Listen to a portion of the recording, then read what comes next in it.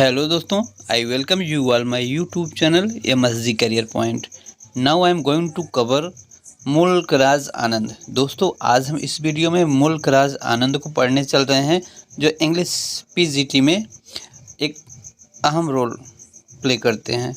तो चलिए स्टार्ट करते हैं आज की अपनी क्लास। अभी तक अगर आपने मेरे इस चैनल को सब्सक्राइब नहीं किया है तो प्लीज़ सब्सक्राइब कर लें, क्योंकि इस चैनल पे हम PGT के पूरे कोर्स को कवर करने वाले हैं। हर राइटर के बारे में हम मुख्य एकदम इम्पोर्टेंट फैक्ट को कवर करेंगे। तो चलिए स्टार्ट करते हैं। सबसे पहले जान लेते हैं मुल्क राज आनंद का लाइफ स्पैन क्या था। देखिए, 1905 में इनका जन्म हुआ, जो कि पेशावर में जन्म हुआ था। पेशावर इस समय पाकिस्तान में पड़ता है। और 2004 में इनका डेथ हो गया। तो 1905 से 2004 तक इनका लाइफ स्पैन रहा।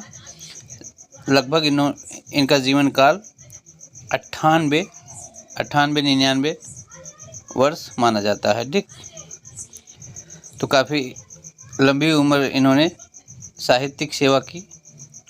तो चलिए और कुछ जान लेते हैं। Mulk Raj Anand was an Indian writer in English literature notable for his depiction of lives of the poorer caste in traditional and Indian society। उनका जन्म भारत में हुआ, एक इंडियन राइटर थे। और इनका जीवन जो है, अपना जीवन पूरा गरीबों के बारे में ही, गरीबी सोसाइटी, जो पुअर पर्सन होते हैं, इनके बारे में इन्होंने काफ़ी अध्ययन किया। अपने लाइफ में गरीबी को काफ़ी करीब से देखा और इन्हीं के ऊपर इनका ज़्यादातर वर्क आया। जितने भी वर्क हैं उनका पुअर कास्ट को लेकर ही था। जैसे अनटचेबिलिटी हो गया, है ना, और कूली हो गया। तो ज़्यादातर अधिकांश इनके वर्क जो हैं गरीबी से रिलेटेड हैं, पुअर फैमिली से बिलोंग करते हैं। चलिए, he is notable for incorporating Punjabi and Hindustani idioms into English. उन्होंने पंजाबी हिंदुस्तानी इडियम को अंग्रेज़ी में इंग्लिश में ट्रांसलेट किया था। His first main novels untouchable 1935 में आई। उनका मेन नावल था अनटचेबल, 1935 में आई। Was a chilling expose of day to day life of a member of Indian untouchable, जो कि भारतीय अनटचेबल कौन थे? छुआछूत ना, जिसको लोग छूने से डरते थे, छूने से नफरत करते थे, ऐसे कास्ट फीलिंग को एक्सपोज किया है इस अनटचेबल नावल में। आगे बढ़ते हैं।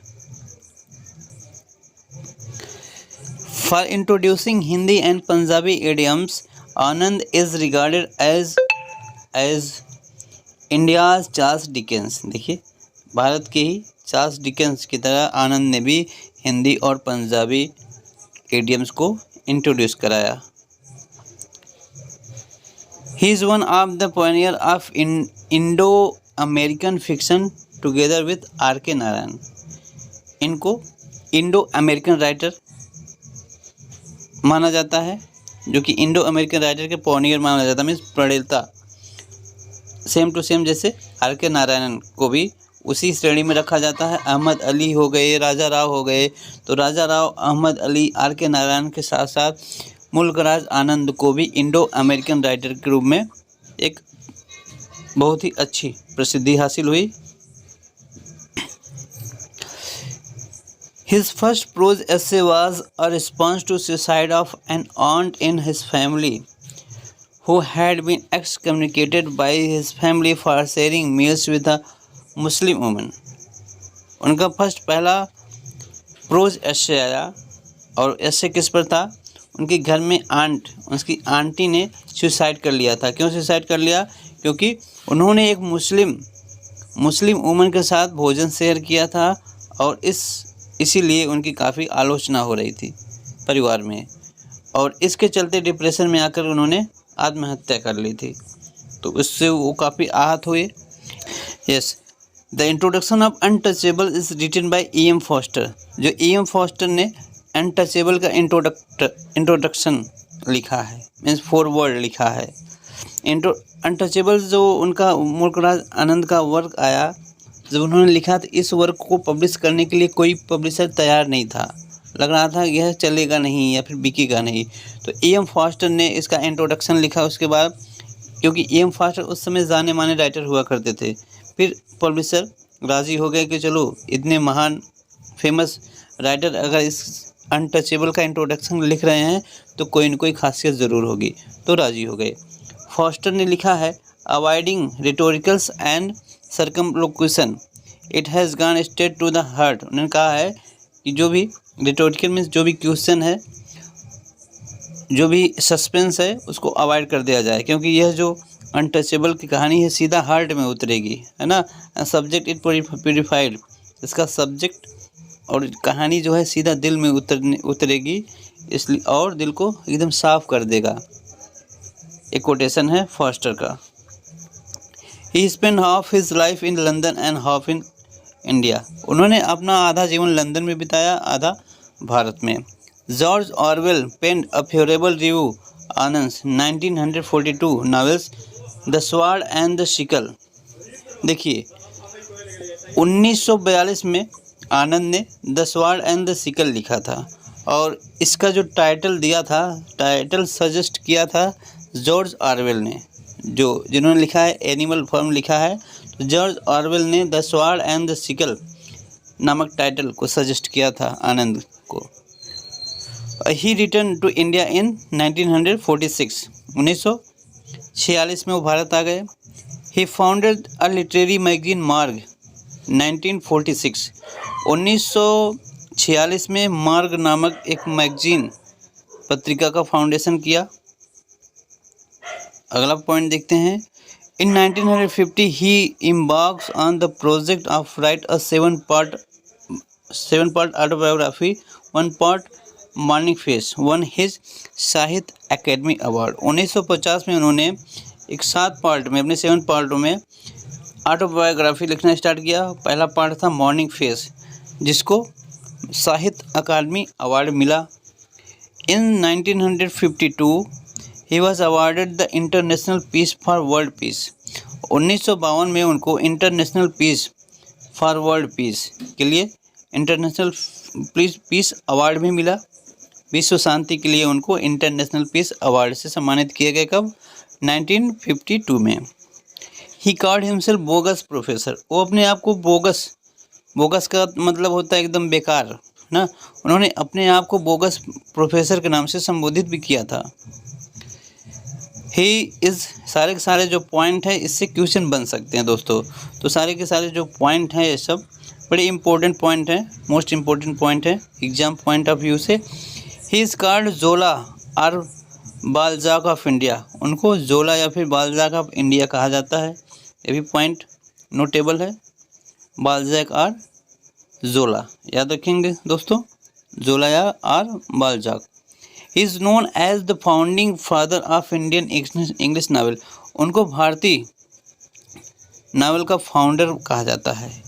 ही known as founding fathers of Indian English novel. भारतीय इंग्लिश नावल का फाउंडर भी माना जाता है किसको? मुल्कराज आनंद जी को। He met Forster while he was working on T.S. Eliot's magazine Criterion. जब वो T.S. एलियट की मैगजीन क्राइटेरियन के लिए काम कर रहे थे उस समय उनकी मुलाकात फॉस्टर से होती है। कौन फॉस्टर? E.M. फॉरेस्टर, जिन्होंने अनटचेबिलिटी के लिए इंट्रोडक्शन लिखा है, मीन्स फॉरवर्ड लिखा है। He combines anthropology, history and fiction. उन्होंने अपने वर्क में एंथ्रोपोलॉजी मीन्स मानव विज्ञान, इतिहास और फिक्शन काल्पनिक कहानियों को समाहित किया है। ठीक ना, चलिए आगे बढ़ते हैं। अब दोस्तों देखते हैं उनके कुछ महत्वपूर्ण नावल्स ना, आनंद के इम्पोर्टेंस नावल देखते हैं। अनटचेबल कब आई? 1935। कूली कब आई? 1936 में कूली आई, जिसमें मुख्य कैरेक्टर के रूप में मुन्नू को माना जाता है। मुन्नू है ना, कूली याद रखेंगे। Two leaves and bird, protagonist Gangu. देखिए टू लीव्स एंड बर्ड 1937 में आई, जिसके प्रोटागोनिस्ट है गंगू। लाल सिंह ट्रायलॉजी है, लाल सिंह एक ट्रेलॉजी उन्होंने लिखी जो काफ़ी पॉपुलर हुआ। इसमें क्या क्या था, the village, protagonist Lal Singh, the village लिखा गया, इसके प्रोटागोनिस्ट थे लाल सिंह जो कि 1937 में आई। Cross the black water, cross the black water 1939 में 1939 में आई थी। The sword and the sickle, the title given by George Orwell. इस फैक्ट को याद रखेंगे, मोस्ट इम्पोर्टेंट फैक्ट है। स्वॉर्ड एंड द सिकल, यहाँ स्वॉर्ड एंड सिकल जो है सिंबलाइज किया गया है। स्वॉर्ड का मतलब होता है शक्ति से, पावर, एंड सिकल का मतलब, सिकल मीन्स होता है वैसे हथिया जो किसान लोग यूज करते हैं, तो सिकल का मतलब फार्मर से, गरीबी को दर्शाता है। ठीक, स्वॉर्ड एंड सिकल 1942 में आई, इसके टाइटल को देने वाले थे George Orwell. The big heart 1945 में आई, इसके प्रोटागोनिस्ट कौन थे, अनंत, अनंत प्रोटागोनिस्ट थे। बिग हार्ट 1945 में आई। सारे फैक्ट काफ़ी इम्पोर्टेंट हैं। Private life of an Indian Prince, एक भारतीय राजकुमार का प्राइवेट लाइफ, तो ये पूरा नाम है private life an Indian prince. It is autobiographicals in nature and deal with the abolition of princely state system in India. देखिए यह भी वर्क था उनका, याद रखेंगे। Private life of an Indian, जिसमें ऑटोबायोग्राफिकल नेचर को दर्शाया गया है। Deal with the abolition of the princely state system in India, जो प्रिंसली स्टेट सिस्टम था भारत में, इसका अबोलिशन दिखाया गया है इसमें। देखिए चलिए आगे बढ़ते हैं दोस्तों। ऑटोबायोग्राफीज़, उनकी कुछ ऑटोबायोग्राफीज़ आए। क्या था, सेवन समर्स, सेवन समर्स 1951 में आई, seven summers. It is in 7 volume, 7 volume में पब्लिश हुआ था। When compiled it was title 7 ages of man. सबसे पहली बार जब इसको कंपाइल किया गया तो इसका title, first of all title name रखा गया था 7 एजेस ऑफ मैन। और यह भी मॉर्निंग फेस भी इनका ऑटोबायोग्राफी है जो 1968 में आई। तो दोनों डेट इम्पोर्टेंट हैं और दोनों बड़े महत्वपूर्ण सत्य हैं दोस्तों। सारे के सारे जो हम फैक्ट लिए हैं world literature in your fest, इससे आप सर्च कर सकते हैं। वर्ल्ड लिटरेचर नाम की बुक से मैंने लिया है फैक्ट को, जो कि एक ऑथेंटिक बुक मानी जाती है। चलिए आगे बढ़ते हैं। Conversations of Bloomsbury, conversation of Bloomsbury 1981 में आई। It is about his life in London, यह उनके लंदन के लाइफ के बारे में बताता है। During the heyday of Bloomsbury group, जिस समय वो लंदन में रहा करते थे, वहाँ पर ब्लूम्सबरी ग्रुप हुआ करता था, उसके बारे में वो इसमें चर्चा किए हैं। ठीक, तो लंदन की लाइफ में के बारे में नोट किया गया है। आगे बढ़ते हैं। अनटचेबल, दोस्तों अनटचेबल के बारे में कुछ फैक्ट जान लेते हैं। अनटचेबल 1935 में आई, डेट याद रख लें। This novel was inspired by his aunt experience, यह नावल उनके आंट के एक्सपीरियंस से इंस्पायर हुआ था। When he had a meals with Muslim womens and was treated as an outcast by his family, और उस समय जब उन्होंने एक मुस्लिम महिला के साथ भोजन किया और उनके साथ फिर आउटकास्ट फीलिंग ट्रीट किया गया, मीन्स कास्ट सिज्म की फीलिंग लोगों ने उनसे दिखाई, नफरत किया। मुस्लिम के साथ भोजन करने की वजह से उनको काफ़ी कुछ सुनना पड़ा, तो इससे इंस्पायर होकर उन्होंने लिखा था अनटचेबल, मीन्स छुआछूत को कैसे ख़त्म किया जाए, उन्होंने काफ़ी प्रयास किया। देखिए और क्या है इसमें। It is depict day in the life of बाखा, एक यंग स्वीपर है, स्वीपर झाड़ू मारने वाला, लेट्रिन साफ करने वाला स्वीपर जिसका नाम बाखा है। Who is untouchable due to his work of cleaning latrine, latrine साफ करता है, बाथरूम साफ करता है, और जिससे कि वह एक अनटचेबल के रूप में बिहेव किया जाता है। लोग उससे छूने से डरते हैं क्योंकि उसका वर्क जो है बहुत ही नीच काम करता है। The entire plot give us the account of event happening in a single day in his life of बाखा। देखिए पूरा का पूरा जो प्लॉट है स्टोरी का, एक बाखा के एक दिन के ऊपर बना है। एक दिन के इवेंट के ऊपर पूरी की पूरी कहानी लिखी गई है। एक दिन में उसके साथ क्या क्या होता है। He doesn't like to do toilet cleaning, but toilet cleaning करना पसंद नहीं करता, but want to do study, बल्कि पढ़ना चाहता है। बी ए लर्नड मैन, और एक विद्वान आदमी बनना चाहता था। लाखा इज हिज फादर्स बाखा, और बाखा का पिता लाखा है। Who is his bit of antagonist in the novel, वह कहीं न कहीं इस नावल का एंटागोनिस्ट है। हिज प्रोफेशन इज स्वीपर, उसका भी प्रोफेशन क्या है, स्वीपर का काम करना, उसका भी प्रोफेशन व्यवसाय है। The outcast were not allowed to draw water from well, देखिए स्टोरी में क्या कहा गया है कि कुएं से पानी निकालना आउटकास्ट के लिए अलाउ नहीं था, अनटचेबल के लिए अलाउ नहीं था। इंटर टेम्पल्स, मंदिर में प्रवेश करना वर्जित था। बेसिकली टच एनीथिंग, यहाँ तक कि कुछ भी छूने से मनाही थी।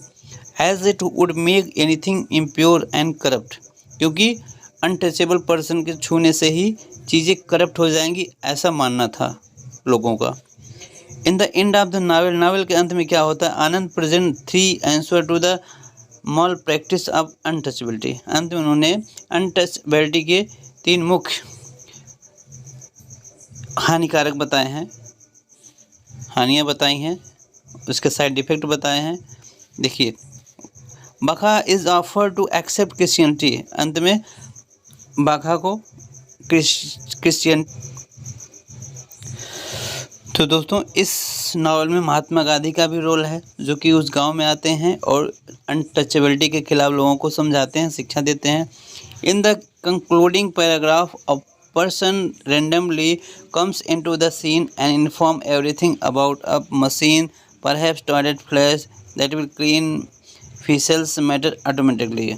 और इसी में एक पर्सन ऐसा भी आता है जो टेक्निकल पर्सन है, बताता है कि किस तरीके से टॉयलेट फ्लश के द्वारा ऑटोमेटिकली क्लीन किया जा सकता है। ठीक, Bakha thinks that it will be a solution to all this problem, तो बाखा इस पर सोचता है कि अरे वाह, तो अच्छा है, हमारी सारी समस्या का समाधान हो जाएगा अब।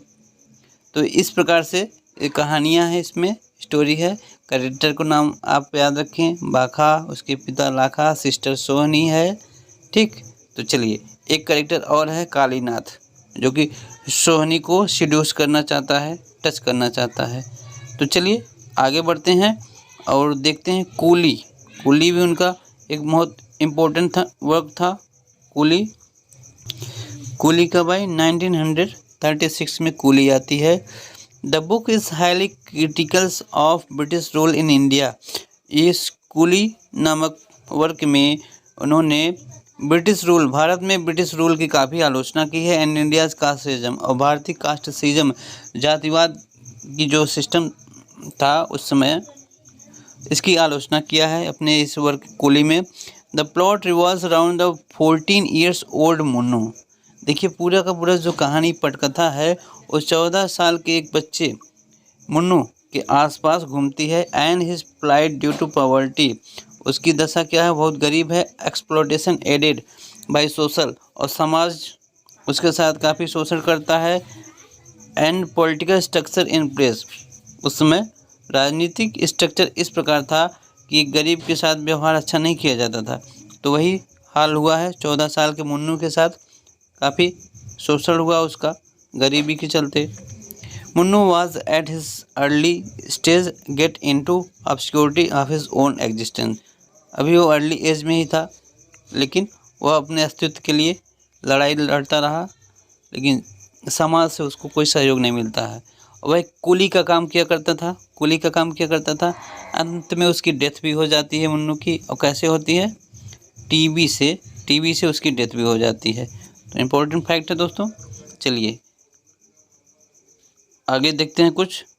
हमारा फैक्ट बस इतना ही है। देखिए, आज की वीडियो लगभग समाप्त होने वाली है। मेन कैरेक्टर क्या है इसमें, दया, मुन्नू की आंटी जो है, और गुजरी, मुन्नू की अंकल, गुजारी लाल है, गुजारी मुन्नू के अंकल है, दया है। ठीक, और मेन कैरेक्टर तो समझ गए आप, मुन्नू है। लास्ट पॉइंट है, H.K. Forster criticize this novel for defective plot construction.